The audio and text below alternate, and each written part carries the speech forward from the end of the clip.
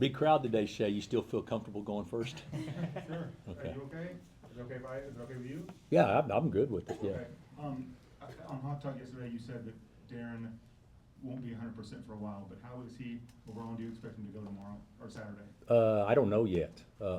He's getting treatment and, he's got a pretty severe ankle sprain, but fortunately, that's all it is a sprain. So hopefully he'll be able to go, and play, but we're not at a point where we can make a decision on that yet. I guess you did talk about this, but how are you doing now? What's it been like getting, I know you weren't gone for long, but what's it been like getting reacclimated over the last day or so? Well, it hadn't been 6 months. I mean, it's been 24 hours, so I'm fine. Yeah, like I explained that last night, what happened was, and, the situation I had is very similar to what many people have. Mine got me pretty good, for a short snippet of time and then was under control. But, yeah, that won't have any impact at all moving forward in any way, shape, or form. I was at the office yesterday, and so yeah, it won't impact me moving forward. Hey, Bill, glad you're feeling better. What is it like for you to watch a game when you're not there? And could you just describe it? Are you yelling? Are you just sitting back? How's that go? Sitting back would probably be a little bit of a stretch. Yelling may be a little bit of a stretch too, considering I just didn't need to be doing that at the time. But I know now what it means to be an armchair quarterback. Because I sat there and watched, and I had all the answers. And then when you really think about it, I started thinking to myself, well, I've got all the answers now, but those would be the same answers I have if I was coaching, and all those answers don't actually work, nor do people actually execute the way that you see they should, having all the answers. So I saw what it means to be an armchair quarterback, and certainly understands, which I can actually agree with many fans when they are doing the same thing. Just so they know, there are times where I probably agree 100% with them. It's just the fact of the matter, getting people to actually do it in real time isn't quite as easy as what it seems to be. Like, I watched the game and I'm like going, they're playing zone, the middle is wide open. Why don't we get to the middle? Well, that was something that was emphasized the whole time, and it just didn't quite happen the way we wanted it to. So there's times where obviously you think it, but sometimes just because you think it doesn't mean that everyone actually reacts and does it. Right, Zach.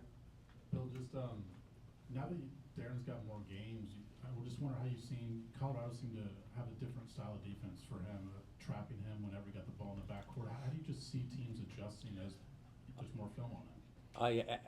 I actually think that the way that Colorado guarding off every screen, there was two people, more so in the forecourt probably than the backcourt. I actually think that he can handle it better, but I also think the majority of the problems that he had with it was post turning his ankle than it was prior. So probably didn't really get a true indication on how he will be at that, because I thought he couldn't push off. He wasn't near the athlete that he would be if he didn't have that. But that's something that we'll address, and certainly can do better. But yeah, they definitely, even if it wasn't a hard trap, they strung it out to the point where they made him give it up in a way where he can probably do a better job of on time, on target, on when he gives it up. But we're going to see a lot of different things, and he's got to be able to adjust. We got to be able to adjust, and it wasn't just him, but we could have been better at playing 4-on-3 behind the two people guarding the ball than what we were the other day. Just When you assess where your team is, what kind of markers do you use as far as like how much do you weigh consistency versus just what you saw in the last game versus maybe what you've seen as a ceiling for your team? What kind of markers do you feel like you weigh most heavily when you just assess where you are right now? You know what? You're smarter than me because I haven't thought about markers, anything like that. I actually think we're maybe 80% of where I think we should be. I actually saw things last week that gives me a thought saying we could be really good at a lot of things. And then I saw something the other day against Colorado, which leads me to believe that we can also be very average at many of those same things. I will say this from my vantage point, and you guys have been there with the Chiefs. There's something about altitude sometimes that just doesn't allow you to be on the same on point as what you are out of altitude. And the reason I say that, the first 7 minutes, there's not a stoppage. So that automatically kind of gets your guys in a winded frame of mind that maybe there's not as much energy on the defensive end, in large part because we're sucking air, which leads to them getting better looks or whatever the case would be, or leads to you not cutting as sharp or not running as hard. It's not a sign of not trying. It can gas you pretty good. And the way that game started the other night was probably the worst way it could start for a team that's only going to play 7 or 7.5, and not get a chance to sub till the 13-minute mark. So I actually thought we weren't very good, but I actually thought we had some guys step up and make some big plays, which was the most important thing to do. There's been many times in sports where, for whatever reason, you kind of muddle through it, but you still got to figure out a way to win. And I thought that was the biggest thing I got out of the other night is that I thought the guys did figure that out. How do you feel about the last couple weeks, just the level of grittiness, diving for loose balls, then Melvin Council's 4-point turnaround you had? Well, Tad probably doesn't want me to go into the Melvin Council deal much because we got a break on that, obviously. But just like the hustle. I think that we have been better, a lot better. But I don't think our energy level in Boulder was comparable to the energy level that we had the 2 games prior. And that's what I'm talking about. I don't know that it was a lack of us wanting to be that. I think it was more of the, you guys, you fly into a situation the night before and you've never experienced it, and you go out there and all of a sudden it kind of hits you, and then, God, I gotta pace myself just a little bit to get to the next time out. But I did think we kind of adjusted, and I thought our defense and our energy was much better down the stretch. So there was a lot of positives, but it's better than it was without question.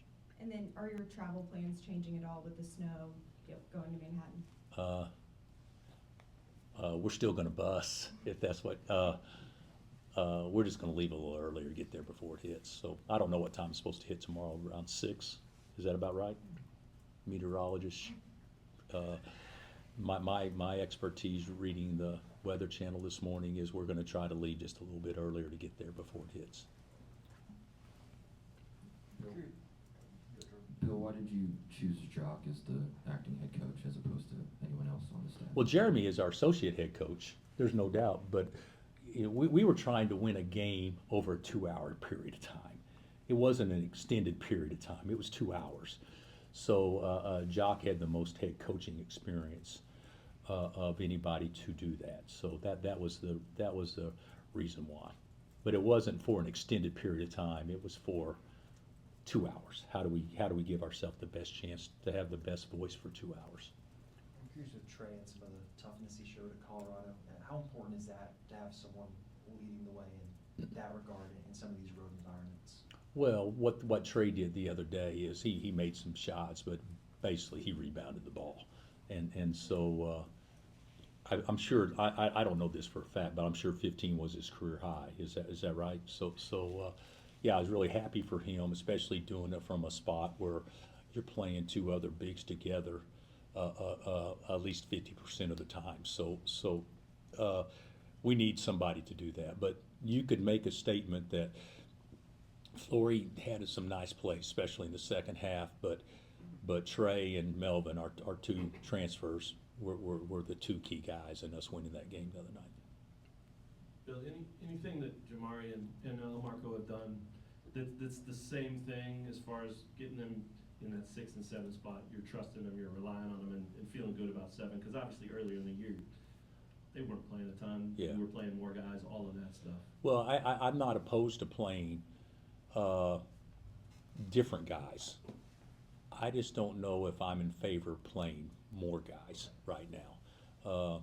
Could it be Cole? Could it be Jaden? It could, but I'm more interested in when we do sub is that I think early in the season, will he make a shot? Will he do this? Will he do that? As opposed to now, who best blends in with the other guys on the court. And I think Mari and Marco have obviously done that the best of anybody on our anybody off our bench thus far, and we'll continue to go that direction until somebody proves that they can do it better. Did they pick that up themselves, or did you address it with them and then they executed that line of thinking, or was it an active thing that they did to say, look, we can handle that role, or any of that? You know what? I think a lot of times when you're a reserve, you feel like you have to show people or show the coaching staff by making a play that I deserve not to be sub for. I think when you're playing 7, I don't think anybody's worried about the minutes anymore. So you don't have to push yourself to try to go do something that may be a low percentage play to try to stay in the game. When if you're playing basically 20, then you don't feel like there's the pressure to try to do that. So that could be part of it. K-State's won the last 3 times. Kansas went to Manhattan. What makes that such a hard venue and team to go up against? Well, I actually think it's for us, probably as good a home court that we'll play in our league. And I think that, we haven't performed as well as we would hope, but I also think they've had a lot to do with that, especially the last couple of years. And so, is it a hard venue? Yes. I also think people can get a little bit confused on how hard it is to win at certain places when you're playing a rival too. And that is certainly the case when we play K-State. They'll play at a high level on Saturday, and should, and we should have to play at a high level in order to have success. So that's the way it should be in games like this. What do you think of Haggerty, and what's the game plan on him? I'm going to tell you exactly what we're going to do. I think he can score the ball as well as anybody in the country. What's he averaging, over 23?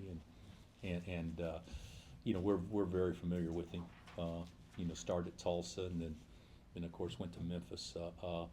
But he can score the ball, and he can get to spots. That's different than what most guards can get to, because he'll score beyond the arc, but where he's so effective is getting the ball downhill and getting to the free throw line and everything. So, yeah, we'll have to come up with a way to minimize him doing the things he wants to do, if possible. But Utah didn't do a bad job, and he still got up 29 shots. So I mean, he's gonna get to his spot even when you don't want him to. More than you want him to. The biggest thing is you can't let those other guys have big nights, because he's gonna get points. You can do a great job on him and hold him to 20. You could do a great job and hold him to 15, or you can do an average job and he can still get 30, just depending on how hard you have to make him work. But he can still score. Do you have a take on the Alabama situation, the judge letting a former NBA player play? Well, he wasn't an NBA player. He was a two-way guy that never played a game in the NBA, if I'm not mistaken. But he was a 2-year college player that had been out of school 2.5 years playing in the G League. And he had signed a two-way contract. So naturally, the quote that came out last month about these guys will definitely not be eligible, that's not 100% accurate because a local judge got an injunction saying he could be. I'm a little confused. The rules are the rules, and obviously the rules were certainly fought, and they got a injunction saying he could play, and I'm not upset about that, because if it's not them, it's going to be somebody else trying to get it, you know. So what's bothersome is when you declare for the draft as an underclassman, there is an actual date that you're supposed to pull out to maintain your eligibility. One. When you have a statement saying that you can play a statement saying that, I just lost my train of thought, that if you sign a contract, a two-way or an NBA contract, then you're automatically ineligible, if I'm not mistaken. Wasn't that the statement that was made? Well, he did that. And then I thought there was another statement, well, you can't play at two places in the same year. And I think he's been playing in the G League up until most recently. So maybe I just don't understand the rules. But that's the way I interpreted what I was told by our people on what you can and cannot do. And it just seems to me that a judge gets an injunction and all of a sudden that's out the door. Am I disappointed that this happened? No, but we can't be in a situation anymore as coaches that we're surprised if something happened that we thought was impermissible. So what it tells me is if there's something that's in doubt and you feel strongly about it, why shouldn't you pursue it? What's the worst thing somebody could say? A judge say no. That's the worst thing somebody can say. So I think that'll be the way people approach this thing, and they probably already have.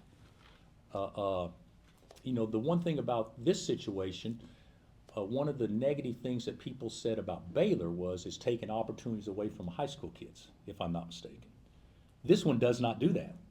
This guy's only got the rest of this year left, so it doesn't take an opportunity away from a high school kid. So you can look at it a lot of different ways, but from my vantage point, should we be looking at anything that we think could possibly work, and then let a court decide if that's the direction that you should go, because people will take advantage of the system, and the system is so broken right now that why wouldn't you test it? Going back to the K-State game, is the conversation or the message different to these guys? Not only the fact that it's a rivalry game, but since you haven't won there in 3 years, I know you like to say that it's just one game at a time, treat it like any other game, but is the message any different for this one? When have you heard me say it's one game at a time? It's just, I don't know that I've ever said that about K-State, but the message will certainly be talked about that we have certainly labored, when we've gone over there and left out of there disappointed and sad, and obviously we don't want that to happen a fourth time. So yeah, I'll definitely say those things. Are there any G League players you guys are looking at to maybe bring back to Kansas? No, but I was just thinking, off the top, who in their 5-year window clock could come back and play? I mean, why wouldn't every coach think like that right now? But to answer your question, no, we're not. I didn't try to imply that we're involved with somebody. We're not. But it does tend to make coaches say at wherever, saying, well, hold on a second. This guy declared and left early. Why can't we get him back now? So. All right, thanks, Coach. Thank you.